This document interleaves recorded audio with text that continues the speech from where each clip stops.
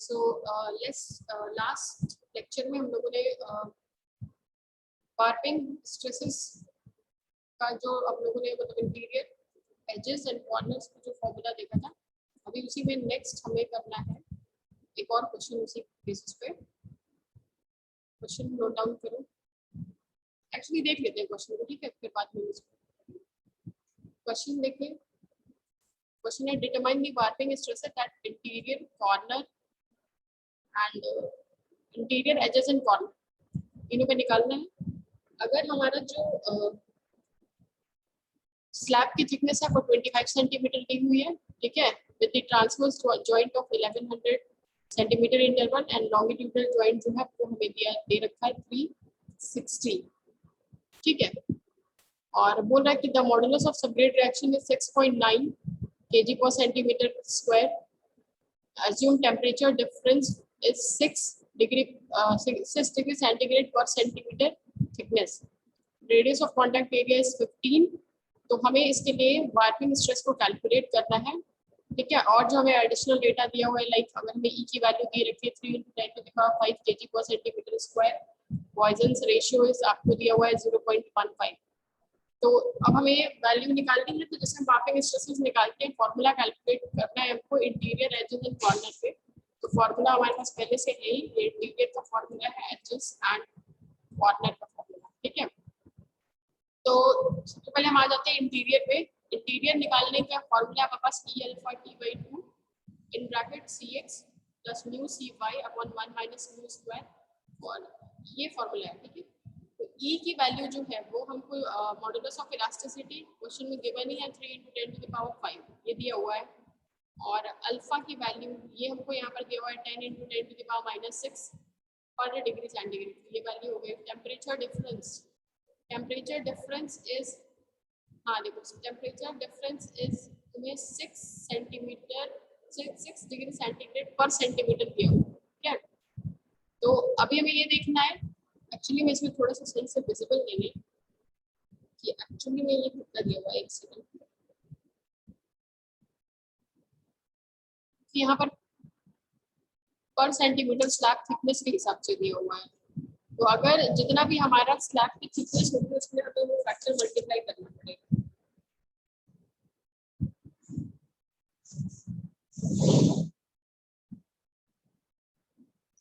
तो अगर मान लो 6 डिग्री सेंटीग्रेड पर सेंटीमीटर थिकनेस है, तो जितना भी हमारा थिकनेस है, लाइक अगर 25 सेंटीमीटर की है तो हमें उसे मल्टीप्लाई करके तब वैल्यू निकालनी पड़ेगी, ठीक है।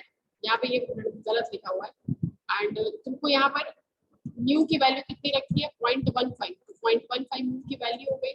Cx एंड Cy की वैल्यू हम निकालेंगे, तो Cx Cy निकालने के लिए हमको ये वैल्यू निकालनी पड़ेगी।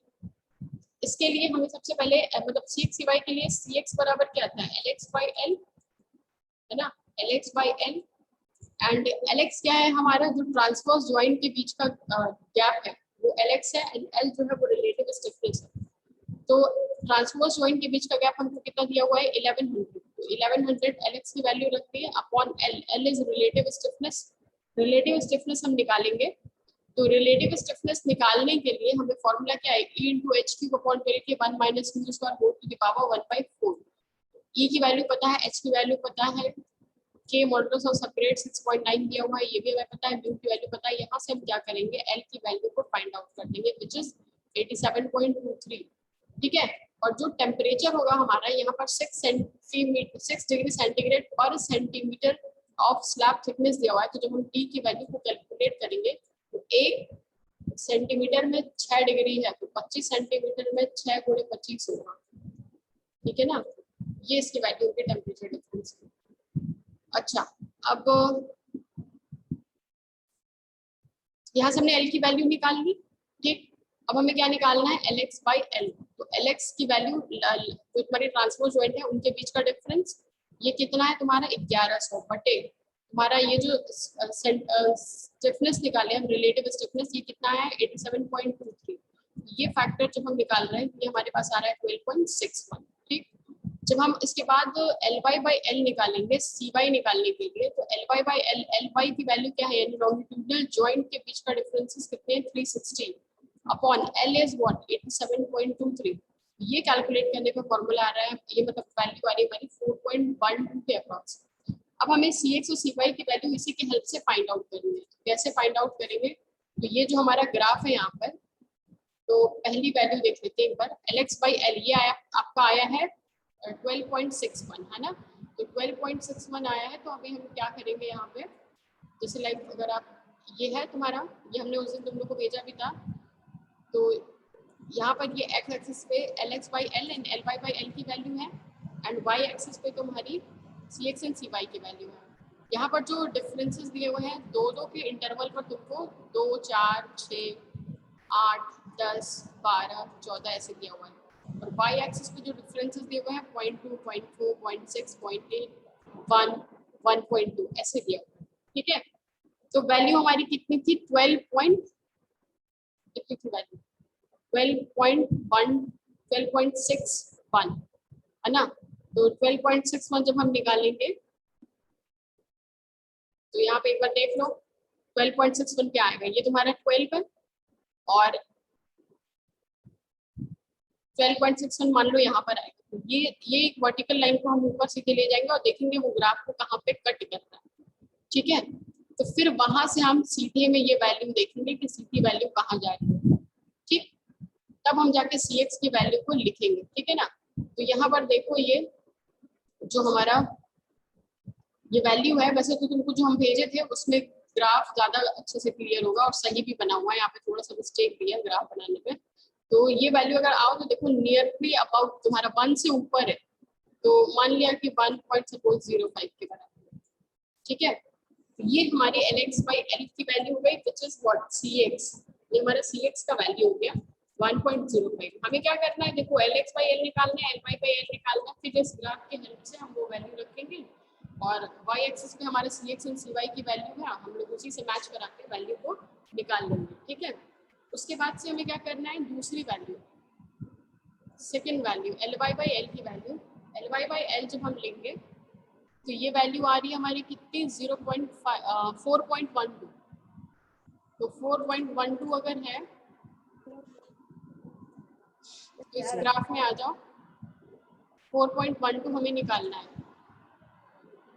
ठीक, तो ये आपका 4 है, 4 से थोड़ा सा आगे होगा 12, फिर इसको हम सीधे में ले जाएंगे और देखेंगे कि ये ग्राफ को कहाँ पे, तो ये यहीं पे कट कर दे रहा है, नीचे यहाँ पे कट कर रहा है, तो ये हमारी इससे सीधे में फिर इसको ले जाएंगे और वैल्यू वही हमारी हो जाएगी। ठीक है, तो ये देखो तुम्हारा 0.4 से 0.6 के बीच में ये पॉइंट आएगा, यानी 0.4 से 0.6 के बीच में तुम्हें जो भी अप्रॉक्स वैल्यू लग रही है ले लो, कोई दिक्कत नहीं है उसमें।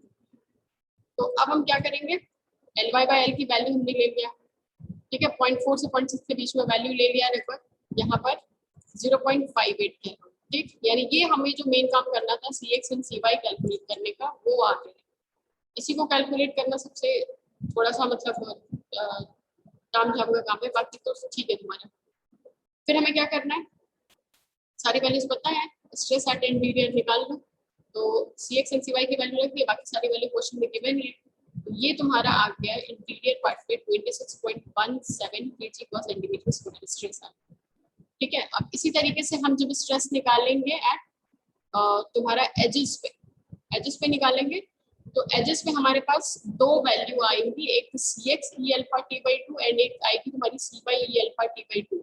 दोनों में जो भी हमारी मैक्सिमम वैल्यू होगी वही हम लेंगे। तो Cx Cy हमने निकाल लिया, E∝T ये सारी वैल्यूज हमें पता ही है, ये वैल्यू करके हमने यहाँ पे वैल्यू निकाल ली। एक वैल्यू आई है 23 एंड एक वैल्यू आई है 13, तो जो मैक्सिमम वैल्यू होगी तो हमने ये 23.625 kg/cm² ये हमने मान लिया कि स्ट्रेस एट एजेस है।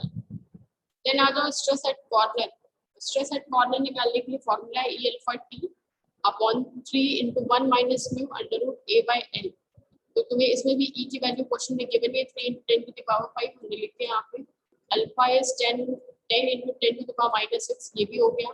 T is temperature difference, temperature difference आपका कितना है 6 डिग्री/सेंटीमीटर पर तुम्हारा सेंटीमीटर स्लैब थिकनेस है, तो ये तुम्हारा 25 से इसको मल्टीप्लाई करके निकाल देंगे अपॉन 3 इंटू 1 माइनस म्यू निकाल लेंगे इन ब्रैकेट ए की वैल्यू कितनी है 15। यहाँ पर देखो रेडियस ऑफ कॉन्टैक्ट एरिया 15 दिया हुआ है, 15 लिख लिया and L is relative stiffness 87.23। ये वैल्यू हमने पुट की तो यहाँ पर आ गया तुम्हारा स्ट्रेस एट कॉर्नर जो कि आ गया है 7.31 kg पर सेंटीमीटर स्क्वायर। इस तरीके से हमें क्या करना पड़ेगा, वार्पिंग स्ट्रेसेस को कैलकुलेट करना पड़ेगा। तो देखो तीन, एक तो हमने वेस्टरगार्ड स्ट्रेस इक्वेशन पढ़ा था इसके पहले एंड ये तुम्हारा वार्पिंग स्ट्रेसेस है। दोनों पे हम स्ट्रेस निकालते हैं इंटीरियर पे, एजेस पे एंड कॉर्नर पे। हाँ लेकिन फॉर्मूला डिफरेंस है तो याद करना पड़ेगा फॉर्मूला, और इम्पोर्टेंट है, क्वेश्चन आता है। ठीक है, तो उसमें किसी को कोई क्वेरी है तो पूछ सकता है, किसी को भी वार्पिंग स्ट्रेसेस या फिर ग्राफ में समझ में आया हो या फिर न्यूमेरिकल में कोई प्रॉब्लम है तो पूछ सकता है। टेम्परेचर इन रिजिड पेमेंट से बताओ। देखो relative stiffness, radius of equivalent radius, Westergaard, ये तुम्हारा स्ट्रेस इक्वेशन है इंटीरियर, एजेस एंड कॉर्नर पे। फिर हमने एक वेस्टरगार्ड के अकॉर्डिंग पढ़ा था, एक अकॉर्डिंग टू आईआर से पढ़ा था। उसके बाद से आ गया था टेम्परेचर इन रिजिड पेमेंट, फिर वार्पिंग स्ट्रेस कैसे डेवलप होता है और तुम्हारे वार्पिंग स्ट्रेस में इंटीरियर, एजेस एंड कॉर्नर पे क्या क्या वैल्यूज होती है, फिर उसका न्यूमेरिकल, ये ग्राफ, देन अंदर न्यूमेरिकल। इसमें किसी को कोई प्रॉब्लम है तो बताएं। एक क्वेश्चन आया है कि CX एंड CY कैसे फाइंड करते हैं, तो अभी हमने तुम लोगों को बताया है CX CY कैसे फाइंड करते हैं। एक बार फिर से देख लो क्योंकि मैक्सिमम लोगों को प्रॉब्लम होती है कि CX एंड CY कैसे फाइंड करते हैं। देखो जो CX एंड CY है, तो CX बराबर होता है तुम्हारा LX by L and CY हम निकालेंगे LY बाई L से। ठीक है, तो ये तुम्हें CX by L and CY by L ये तुम्हें निकालना पड़ेगा। बराबर नहीं कह सकते, हमें वैल्यू कंप्यूट करानी पड़ेगी। LX होता है हमारा जो गैपिंग होता है ट्रांसवर्स जॉइंट। अभी हम लोग इसके बाद जॉइंट्स पढ़ेंगे तब हम लोग देखेंगे transverse and longitudinal contraction joint सब क्या होता है। फिलहाल इतना जानो कि जो LX होता है वो बताते हैं हमारा ट्रांसवर्स जॉइंट के बीच का गैप एंड LY बताता है हमारा लॉन्गिट्यूडिनल जॉइंट के बीच का गैप। ठीक है, तो ये जो हमें LX एंड LY है ये क्वेश्चन में दिया हुआ है। देखो यहाँ पे transverse joint of 1100 centimetre interval and longitudinal joint 360 दिया हुआ है। तो LX की जगह पे हम लोग रख लेंगे 1100 एंड LY की जगह पे रख लेंगे हम लोग 360। और ये जो L की वैल्यू है, ये L है हमारा रिलेटिव स्टिफनेस। ये रिलेटिव स्टिफनेस का फॉर्मूला है EH/12 के 1 minus mu square and whole to the power 1/4। सारी वैल्यूज गिवन है। LX बाई L का एक रेशियो आएगा हमारे पास। ये रेशियो हमारे कितना आया है 1100 बटे 87.23। इसको कैलकुलेट करने पर हमारा वैल्यू आया कितना 12.61। इसका मतलब ये नहीं कि ये CX की वैल्यू हो गई, ये CX की वैल्यू नहीं है। अब हम लोग LY बाई L भी निकाल रहे हैं तो भी हम लोग रेशियो निकाले LY लॉन्गिट्यूडिनल जॉइंट के बीच का गैप 360 बटा 87.23, ये वैल्यू आ गई 4.12। तो ये तुम्हारी CY की वैल्यू नहीं हुई, ये हमने एक वैल्यू निकाली है जो रेशियो बता रहा है रिलेटिव स्टिफनेस एंड तुम्हारा लॉन्गिट्यूडिनल एंड ट्रांसवर्स जॉइंट का। तो ये वैल्यू जो हमें CX एंड CY की है, हमको इसको निकालने के लिए यूज करना पड़ेगा ग्राफ। ये जो ग्राफ हमने यहाँ पर इसके पहले ये वाला तुम लोगों को जो बुक में भी भेजा हुआ है, बना हुआ है, बुक में भी है ये जो ग्राफ है ना, ये तुम्हें CX CY and value of LX by L and LY by L इनके बीच का ये रेशियो बताएगा। ठीक है, इन्हीं के बेसिस पे, इसी ग्राफ के बेसिस पे हम CX एंड CY की वैल्यू को फाइंड आउट करेंगे। तो जो भी तुम्हारी LX बाई L की वैल्यू आएगी, सपोज अगर देखो यहाँ पे LX बाई L की वैल्यू 8.81 आई, तो हम यहाँ पर एक 8 से 10 के बीच में 8.81 आएगा, तो एक मतलब अप्रोक्सीमेशन के बेसिस पर हम एक पॉइंट यहाँ पे कंसीडर कर ले रहे हैं कि ये लगभग यहाँ पर होगा।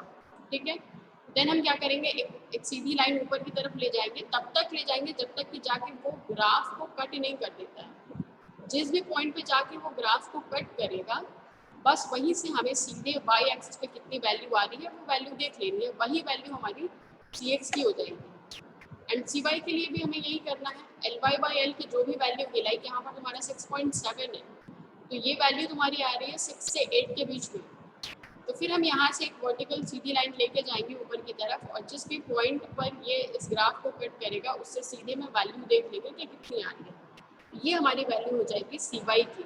अल्टीमेटली जो पूरा है ना, इसमें सी एक्स एंड सी वाई की वैल्यू को फाइंड आउट करना ही थोड़ा टेढ़ा काम है, बाकी सब इसमें बहुत आसान है, थोड़ा याद करना पड़ेगा, बाकी चीजें आसान है, कुछ टफ नहीं। ठीक है, ग्राफ क्वेश्चन में दिया रहेगा, ऐसा देना तो चाहिए। ठीक है, ग्राफ क्वेश्चन में अब नहीं दिया रहेगा तो तुमको सीधे सी एक्स एंड सी वाई की वैल्यू दे देगा। ठीक है, और जॉइंट के बारे में अब हम लोग पढ़ने जा रहे हैं कि कौन कौन सा जॉइंट जो होता है वो हमारे रोड पेवमेंट में पाया जाता है। तो सबसे पहले हम लोग जॉइंट्स के बारे में बात करेंगे जो हमारे रिजिड पेवमेंट पे यूज होता है। जैसे हम लोगों ने देखा होगा कि जो भी रिजिड पेवमेंट हमारा बनता है सीसी रोड, वो स्लैब वाइज कंस्ट्रक्शन होता है। ठीक है, तो ये जो हमारे स्लैब वाइज कंस्ट्रक्शन होते हैं, सबसे पहले तो हम ये जॉइंट्स का यूज करते क्यों हैं? तो बहुत तरीके के जॉइंट्स हम सीसी रोड में प्रोवाइड करते हैं। जो हमारा सीमेंट कंक्रीट का होता है उसमें वेरियस टाइप ऑफ जॉइंट्स हम लोग प्रोवाइड करते हैं। अब कौन कौन सा टाइप है इसको भी देख लेंगे, पर अब बात ये आती है कि हम जॉइंट्स प्रोवाइड क्यों करते हैं। तो जॉइंट्स प्रोवाइड करने का हमारा मेन जो पर्पस है वो है टेम्परेचर स्ट्रेसेस को रिड्यूस करना। ठीक है, ये क्या करते हैं कि टेम्परेचर स्ट्रेसेस, जैसे होता क्या है कि जो हमारी सनलाइट आती है पेमेंट में पड़ती है, वो हीट अप होता है, तो वो एक्सपेंड होना चाहता है, और एक्सपेंड होने की वजह से आप उसमें कोई ऐसा जॉइंट लगाए हम जिससे वो एक्सपेंशन से उनमें जो भी टेम्परेचर की वजह से स्ट्रेसेस डेवलप हो रहे हैं उनको वो कम कर सके। तो वो टेम्परेचर स्ट्रेसेस को कम करने के लिए हम लोग कौन कौन से तरीके का जॉइंट का यूज करते हैं? Expansion joint, contraction joint, warping joint. ठीक है, ये तरीके के जॉइंट का हम यूज करते हैं। ठीक है, अगर हमारा जो एक्सपेंशन और कॉन्ट्रैक्शन जॉइंट है, ये दोनों एक्सपेंशन एंड कॉन्ट्रैक्शन जॉइंट जो है, अगर ये प्रॉपरली डिजाइन एंड कंस्ट्रक्टेड होता है, ठीक है, तो हमें वार्पिंग जॉइंट प्रोवाइड करने का कोई जरूरत नहीं होगा। अगर तुम्हारा एक्सपेंशन, ऐसा नहीं कि सब जॉइंट लगा देंगे, अगर एक्सपेंशन एंड कॉन्ट्रैक्शन हमारा प्रॉपरली डिजाइन है, ठीक है, तो हमें वार्पिंग जॉइंट की जरूरत नहीं पड़ेगी। ठीक है, अच्छा, जो हमारा एक्सपेंशन जॉइंट होता है, ये जो सबसे ऊपर वाला जॉइंट होता है, एक्सपेंशन जॉइंट जो होता है, इनकी जो स्पेसिंग होती है, ये स्पेसिंग जो है वो हम डिजाइन करते हैं किसके बेसिस पे? मैक्सिमम टेम्परेचर वेरिएशंस के बेसिस पे। ठीक है, जैसे मान लो कितना ज्यादा टेम्परेचर का वेरिएशन आ रहा है, जैसे अगर कहीं पर डायरेक्ट एक्सपोजर ऑफ सनलाइट हो रहा है तो वहां पर ज्यादा हीट अप होगा, उसकी वजह से ज्यादा तुम्हारा स्ट्रेसेस डेवलप होंगे, टेम्परेचर स्ट्रेसेस डेवलप होंगे। तो हम लोग क्या करते हैं कि मतलब इस तरीके से देख के हम लोग जॉइंट्स जो है वो प्रोवाइड करते हैं। ठीक है, कहाँ पे हमें एक्सपेंशन जॉइंट देना है, कहाँ पर हमें कॉन्ट्रैक्शन जॉइंट देना है, तो इसके लिए भी मतलब अलग अलग है कि हाँ कहाँ कहाँ पे देना है। तो देखो जॉइंट्स जो है बेसिकली तुम्हारे दो तरीके के हैं, एक है तुम्हारा ये ट्रांसवर्स जॉइंट एंड दूसरा है तुम्हारा लॉन्गिट्यूडनल जॉइंट। ट्रांसवर्स जॉइंट जो होता है वो हम ये कह सकते हैं कि जैसे हमारी जो लॉन्गिट्यूडनल जॉइंट का मतलब ये हुआ कि वो अलोंग द लेंथ, जैसे मान लो अगर ये तुम्हारा पेवमेंट है तो ये पेवमेंट के अलोंग में, ठीक है, मतलब लेंथ वाइज में प्रोवाइड कराते हैं। जैसे मान लो कि अगर ये तुम्हारा पेवमेंट है, ये उसका सेंटर लाइन है, ठीक है, पेवमेंट का, ये जो हमारा लॉन्गिट्यूडनल जॉइंट होगा वो इसी के पैरेलली हमारा जॉइंट, ये मतलब लॉन्गिट्यूडनल जॉइंट जो होता है वो हम कैसे प्रोवाइड करते हैं? Along the length. ठीक है, एंड ट्रांसवर्स जॉइंट हम कहाँ पे प्रोवाइड करते हैं? तो ट्रांसवर्स डायरेक्शन में प्रोवाइड करते हैं, मतलब जो हमारी लॉन्गिट्यूडनल जॉइंट होती है उससे राइट एंगल को, ठीक है, मतलब 90 डिग्री के एंगल पे, राइट एंगल पे हम लोग उसको प्रोवाइड करते हैं। मतलब लॉन्गिट्यूडनल जॉइंट जो होता है वो along the centre line of the road, मतलब लेंथ के अलोंग, एंड ट्रांसवर्स जॉइंट जो होता है वो राइट एंगल टू द जो भी हमारा लॉन्गिट्यूडनल जॉइंट है वहां पे। ठीक है, बेसिकली चार तरीके के हैं, expansion, contraction, warping and construction.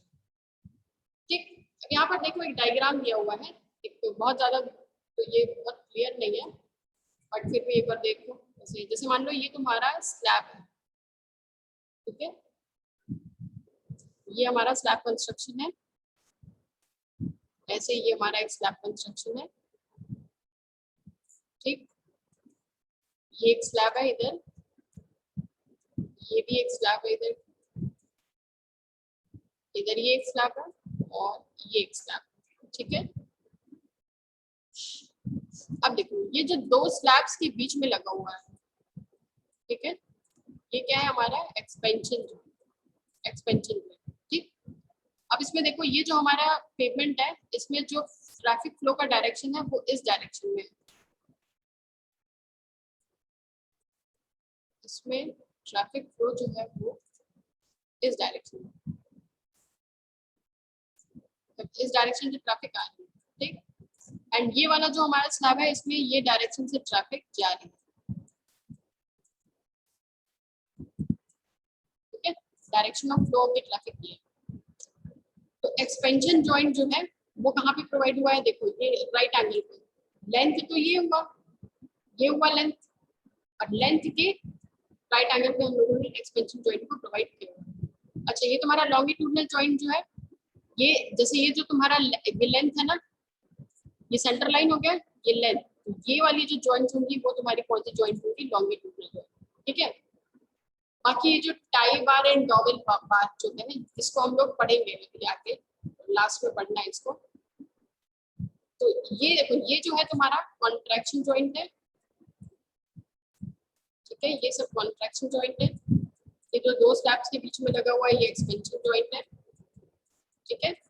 And ये जो तुम्हारा सेंटर लाइन के अलोंग लगा हुआ है यहाँ पर ये हो गया तुम्हारा लॉन्गिट्यूडनल जॉइंट, ठीक है, ये हो गया। अब देखो वही बात है कि हम लोग मेनली जो काम क्या है, टेम्परेचर स्ट्रेसेस को रिड्यूस करने के लिए सीमेंट कंक्रीट पेमेंट पे कई तरीके के हम लोग जॉइंट जो है वो प्रोवाइड करते हैं, जिनमें बेसिकली होता है हमारा एक्सपेंशन, कॉन्ट्रैक्शन एंड वार्पिंग, ठीक है। अगर एक्सपेंशन एंड कॉन्ट्रैक्शन ये अगर हमारा प्रॉपर्ली डिजाइन है तो फिर हमें वार्पिंग जॉइंट प्रोवाइड करने की कोई जरूरत नहीं है, ठीक। अच्छा अब आता है कि हम जॉइंट प्रोवाइड करने की रिक्वायरमेंट क्या क्या है। तो मतलब अगर हम प्रोवाइड कर रहे हैं तो सबसे पहले तो देखो वाटर प्रूफ तो होना ही चाहिए, कि कहीं से भी बिल्कुल वाटर टाइट होना चाहिए, कहीं से भी वाटर का पर्कुलेशन इसमें ना हो, ठीक है।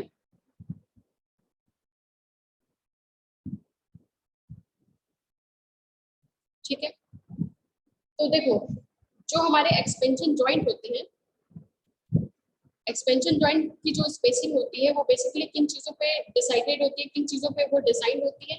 तो जो हमारा मैक्सिमम टेम्परेचर वेरिएशंस होता है, ठीक है, along the width of the joint, तो उस पे हमारा ये तुम्हारा एक्सपेंशन जॉइंट जो है हम लगाते हैं, ठीक है। एंड जो कॉन्ट्रैक्शन जॉइंट होता है, कॉन्ट्रैक्शन जॉइंट हम डिजाइन करते हैं, वो हम जो भी हमारा फ्रिक्शनल रेजिस्टेंस होता है या फिर जो भी हमारा अलाउएबल टेंसाइल स्ट्रेसेस होते हैं, जो भी है उस पे हम क्या करते हैं, ये तुम्हारा कॉन्ट्रैक्शन जॉइंट लगाते हैं, ठीक है, कॉन्ट्रैक्शन जॉइंट लगाते हैं, ठीक है। अच्छा जो हम कई जगहों पे जैसे ये देखने को मिल रहा है कि हम यहाँ पर डॉवेल बार लगा रहे हैं एंड टाई बार लगा रहे हैं, तो डॉवेल बार जो होते हैं वो हम एक्सपेंशन जॉइंट पे प्रोवाइड करते हैं, कभी कभी उसको हम कॉन्ट्रैक्शन जॉइंट पे भी प्रोवाइड करते हैं।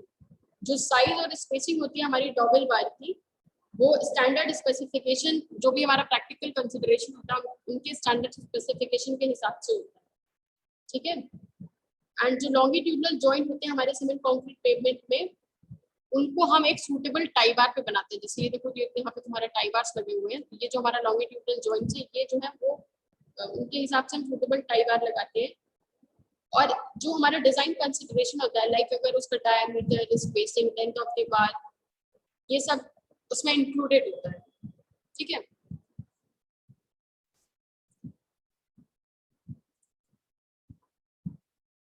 अब देखो एक्सपेंशन जॉइंट, जैसे मान लो कि ये तुम्हारा एक स्लैब है, ठीक है, ये एक स्लैब है, वैसे तुम लोगों ने ये टेम्परेचर वाला पढ़ा होगा पहले, तो ये ठीक है। तो इनकी जैसे मान लो कि ये दो स्लैब में के बीच में हमारे जॉइंट्स जो है वो लगे हुए हैं, ठीक है।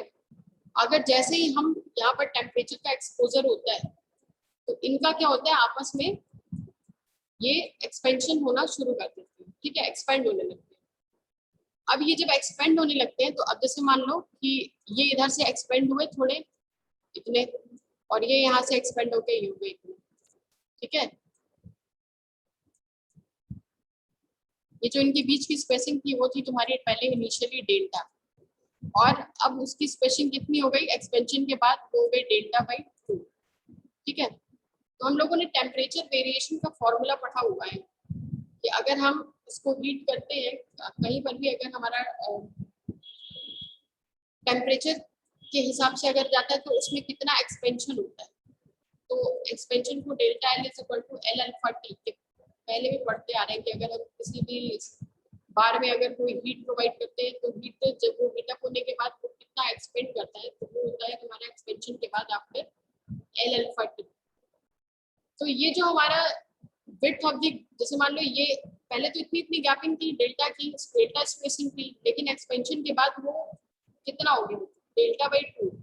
ये जो हमारा width of the gap expansion joint के बीच में, ये किन किन चीजों पर डिपेंड करेगा, जो भी हमारी स्लैब की लेंथ है, जैसे ये हमारे स्लैब है इसकी जो लेंथ है, ठीक है, तो हमें ये देखना है कि ये जो हमारी स्लैब की लेंथ है वो मतलब हमेशा जो है वो एक्सपेंशन जॉइंट इतना ना हो कि ये बिल्कुल एक दूसरे से मतलब सट जाए। ठीक है, तो ये क्या होता है कि हम एक प्रॉपर गैपिंग जो है उसमें चाहते हैं कि प्रोवाइड होता है। ठीक है, एज पर आईआरसी जो हमारा मैक्सिमम स्पेसिंग होता है बिटवीन द एक्सपेंशन जॉइंट वो 140 से ज्यादा नहीं होना चाहिए। ठीक है, ये जब हम टेम्परेचर वेरिएशन का फॉर्मूला लगाते हैं delta L is equal to L alpha T, change in length जो होता है हमारा टेम्परेचर एल अल्फा टी होता है, और ये जो हमारा चेंज इन लेंथ कितना हुआ है डेल्टा बाई 2 का हुआ है, ये हमारे बराबर किसको जाएगा एल अल्फा टी।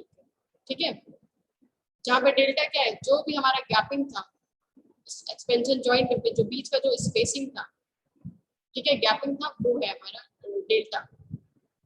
ठीक है, तो इसी को हमें क्या करना है मेंटेन करना है। अच्छा, ये अल्फा क्या है थर्मल एक्सपेंशन कोएफिशिएंट है। ठीक, एल जो है वो हमारा लेंथ ऑफ द स्लैब है। ठीक है, इसको ये चीज बोल सकते हैं, या तो हम बोले L is length of the slab, या फिर हम ये कह सकते हैं कि एक एक्सपेंशन जॉइंट से दूसरे एक्सपेंशन जॉइंट के बीच का गैप मतलब स्पेसिंग है। जैसे अगर देखो तुम्हारे एक एक्सपेंशन जॉइंट यहाँ पे लगा हुआ है, एक एक्सपेंशन जॉइंट यहाँ पे लगा हुआ है, तो इन दोनों के बीच का जो स्पेसिंग होगा ये तुम्हारा क्या होगा एल बोल सकते हैं इसको। ठीक है, दो एक्सपेंशन जॉइंट के बीच का स्पेसिंग, या फिर बोल सकते हैं हम इसको लेंथ ऑफ द स्लैब, ये तुम्हारा एल हो गया। एंड अल्फा हो गया टी इज टेम्परेचर डिफरेंस।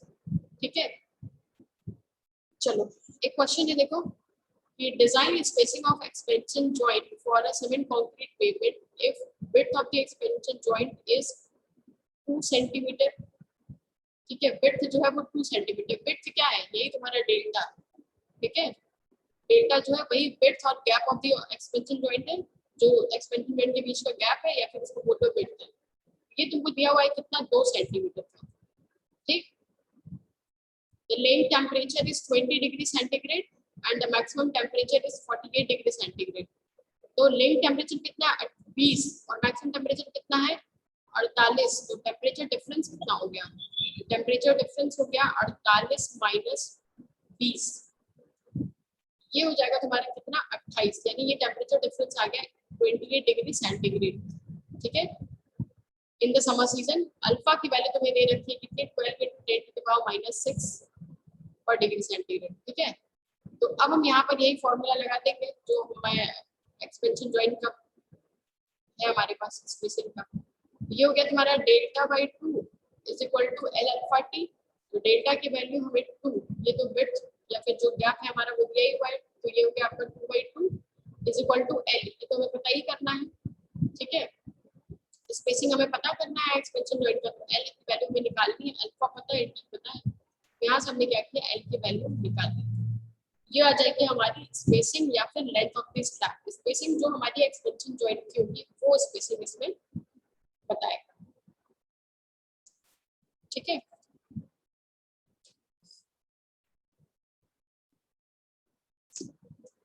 किसी को पूछना है तो बताओ।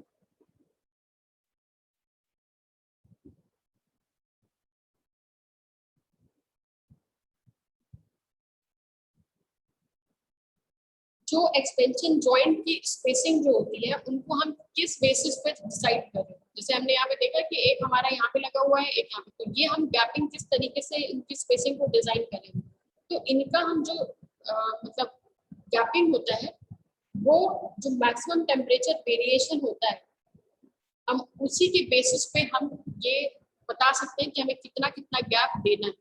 ठीक है,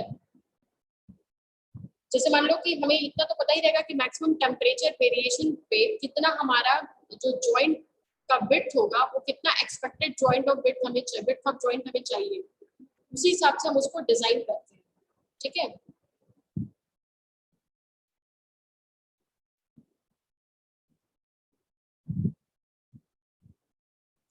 तो ये हो गया तुम्हारा एक्सपेंशन जॉइंट। ठीक है, फिर हम लोग कल इसके आगे कॉन्ट्रैक्शन जॉइंट पढ़ेंगे एंड देन इसको क्या कॉन्ट्रैक्शन जॉइंट है, फिर उसके बाद फॉर्मूला एंड डिजाइन। ओके, बस इतना ही है, फिर ये ओपन हो जाएगा। ठीक है, चलो फिर हम लोग कल एक बार इसको और देख लेंगे एंड देन एक बार पूरा समर अप फिर हम समराइज कर लेंगे इसको, सम अप करके उसके बाद से इसको यूनिट तुम्हारी ओवर हो जाएगी।